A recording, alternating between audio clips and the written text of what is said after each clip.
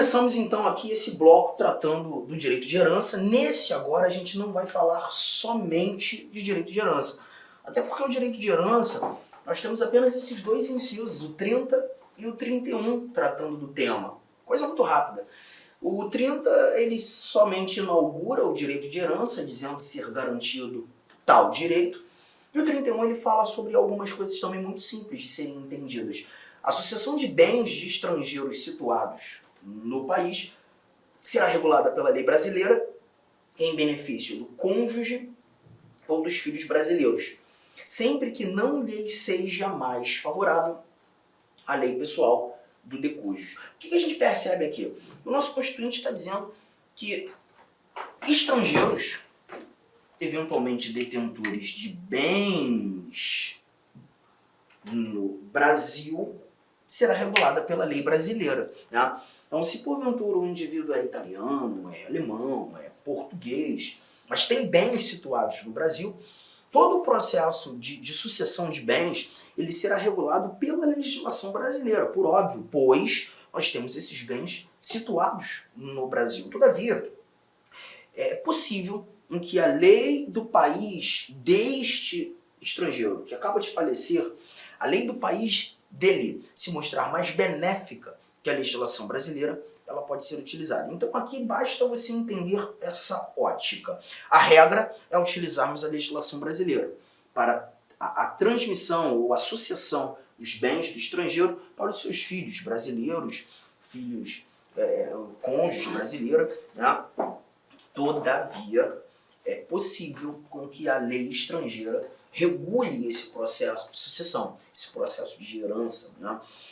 De transição de herança, apenas quando a legislação estrangeira se mostrar mais benéfica. Um ponto importante é levar em consideração que é a legislação do país do estrangeiro que acabou de falecer. Vamos imaginar que esse estrangeiro tem bens situados no país, ele tenha vários filhos e dentre os herdeiros, filhos de outras nacionalidades, diferentes do estrangeiro que acabou de falecer. A legislação desses herdeiros de outras nacionalidades não será utilizada. Apenas a lei pessoal do decújus. E quando nós falamos decújus, nós estamos tratando do estrangeiro que faleceu. Tudo bem? Simples assim. Simples assim. O nosso inciso 32, nós já tratamos dele, que fala da defesa do consumidor, um exemplo que eu já apontei novamente quando tratando da classificação das normas constitucionais, plena, contínua e limitada.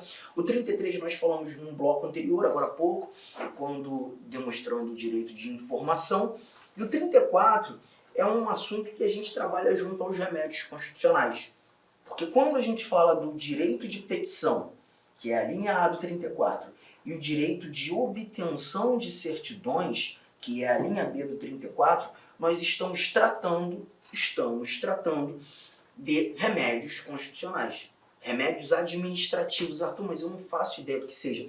Nós temos um bloco, um tópico, alguns vídeos tratando dos remédios constitucionais. Vamos falar do habeas corpus, habeas data, mandado de segurança, mandado de injunção e a ação popular. E nesse ambiente, eu também trabalho o direito de petição e o direito de certidão. Vocês terão a oportunidade de assisti-los logo após o estudo desses vários incisos do artigo 5º. Firmeza? Então, eu não vou me preocupar com o inciso 34 nesse momento. Inciso 35. O inciso 35 diz pra gente que a lei não excluirá da apreciação do Poder Judiciário lesão ou ameaça a direito. Aqui você tem o chamado princípio da inafastabilidade da tutela jurisdicional. Princípio da inafastabilidade. Princípio da inafastabilidade da tutela jurisdicional ou princípio da inafastabilidade de jurisdição. Mas alguns doutrinadores mais tradicionais costumam chamar também de princípio do amplo acesso à justiça. E a ideia aqui é lembrar que a nossa Constituição, o constituinte originário determinou que lei alguma pode criar empecilhos, pode criar barreiras para que levemos os nossos problemas, lides, conflitos ao conhecimento do Poder Judiciário. Eu não tenho a necessidade de tentar resolver os meus problemas em caráter administrativo, primeiro, para que, apenas não conseguindo resolver nesse ambiente, nesse contexto, ter a oportunidade de provocar o judiciário negativo. Eu já tenho a oportunidade de ir direto ao judiciário para buscar solucionar eventuais lides, eventuais litígios. Legal? É justamente o que busca tratar o nosso princípio da inafastabilidade da tutela jurisdicional. A lei, normas infraconstitucionais, normas abaixo da Constituição, não excluirão a apreciação do Poder Judiciário em relação a eventuais lesões ou ameaças aos direitos fundamentais. Tudo bem? Agora, tome cuidado que no texto constitucional, aí a gente está falando do próprio texto constitucional, em alguns momentos nós somos condicionados à tentativa de solução dos nossos problemas. Por exemplo, se você chegar aí no artigo 217, deixa eu dar um pulinho lá para ler com vocês. O artigo 217, ele trata de um assunto interessante. Eu vou te dar apenas esse exemplo, tá? Eu posso até trazer alguns outros exemplos, mas em se tratando de leitura, eu vou te mostrar apenas aquilo que o artigo 217 nos apresenta. Ele fala de desporto, atividades desportistas. E aí traz pra gente o seguinte: se você localizou o 217 da Constituição, você vai me acompanhar. Caso contrário, me ouvir.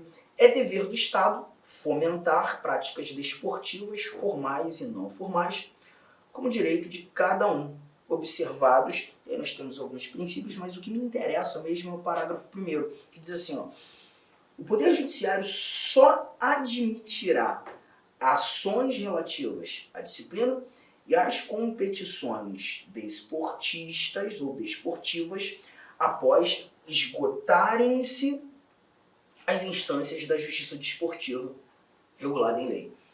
Na televisão você escuta muito, você que gosta de esporte, né, sobre o TJD, Tribunal de Justiça Desportivo, ou STJD, o Superior Tribunal de Justiça Desportivo, mas é importante lembrar que o TJD, o STJD, não fazem parte do Judiciário. Não são órgãos do Poder Judiciário, não são órgãos jurisdicionais. Essa justiça desportiva é uma justiça administrativa. Os julgadores que lá estão não são magistrados, não foram concursados, não são indivíduos que participaram ou prestaram um concurso público de provas e títulos para o exercício jurisdicional. Os julgadores dessa justiça desportiva são indicados pelas agremiações desportivas, pelas confederações desportivas, e na realidade eles compõem uma justiça administrativa. Detalhe é que esse parágrafo 1º do nosso artigo 217, ele determina que os questionamentos, os litígios desportivos, eles só podem chegar ao judiciário depois de se esgotarem as vias administrativas. Eles só podem chegar ao judiciário depois da tentativa de solucioná-los na via administrativa. Arthur, mas isso aí é uma barreira, é uma condição. Condição de só poderei chegar ao judiciário depois de passar pela via administrativa. Não é algo ruim isso aí? Não é algo que conflita com aquilo que está escrito aqui no nosso 35, o tal do princípio da inafastabilidade da tutela jurisdicional? Não, porque é a própria Constituição que previu. A Constituição ela vai trazer algumas exceções, algumas exceções em que para chegar ao judiciário eu vou ter que tentar resolver o meu problema administrativamente.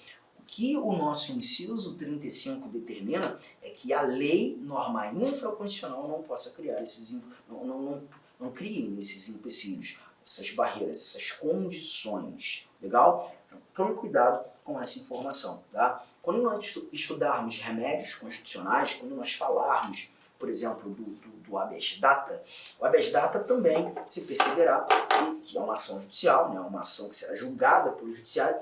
O habeas data ele só pode ser levado ao conhecimento do judiciário depois aquele indivíduo tentar resolver o seu problema administrativamente. Eu falo muito sobre isso quando nós chegarmos aos remédios. Outro ponto é quando a gente trata das discussões dos litígios previdenciários, né? Para se discutir uma eventual ofensa a um benefício previdenciário, eu vou ter que tentar resolver isso em caráter administrativo primeiro. Não resolvendo administrativamente, eu parto para o judiciário. Então a gente está percebendo que existem algumas exceções. Nesse caso, a regra é não haver empecilho. É o Poder Judiciário estar de portas abertas ao exame dessas discussões. Esse é o nosso princípio da inafastabilidade da tutela jurisdicional. A lei não excluirá da apreciação do Poder Judiciário lesão ou ameaça de direito. E aí, desse 35, eu já vou aproveitar e partir para o inciso de número 37, que está aqui na tela. O 37, ele traz para a gente vai voltar para falar dos outros, tá? Mas o 37, ele traz o seguinte, olha aqui, ó. Não haverá juízo ou tribunal de exceção. E quando a gente trata do 37, nós estamos levando em consideração o chamado princípio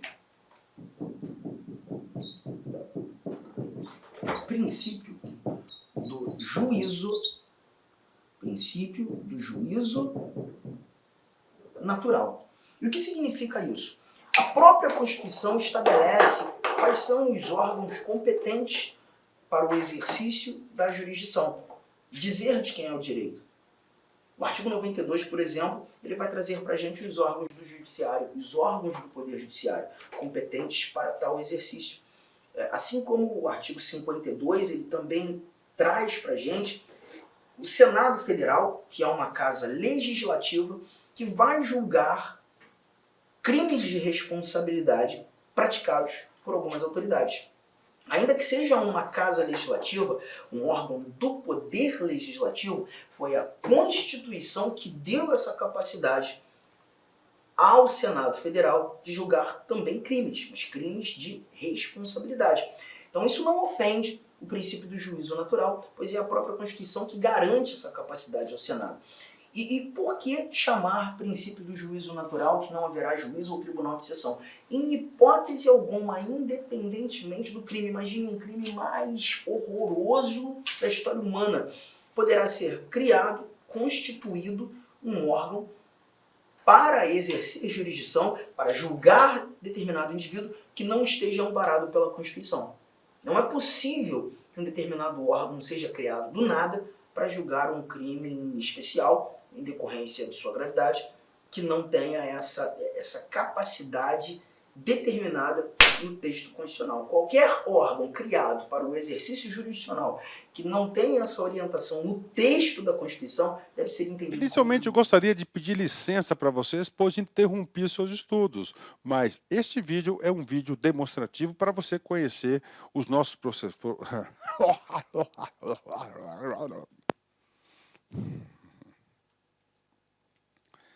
Inicialmente eu gostaria de pedir licença para você porque interrompi os seus estudos, mas esse vídeo é um vídeo demonstrativo para você ter conhecimento, você ter uma demonstração da qualidade das nossas videoaulas. Eu sou o professor Lac, coordenador pedagógico da LA Concursos e especialista em concursos públicos. Somente este ano, em 2022, eu fui aprovado em 7 concursos públicos. É isso mesmo, 7 concursos públicos. E em 2022, a minha meta pessoal é de ser aprovado em 10 concursos por ano. E eu acredito que eu vou conseguir ser aprovado. E eu estou aqui para te ajudar nessa caminhada vitoriosa do concurso do INSS.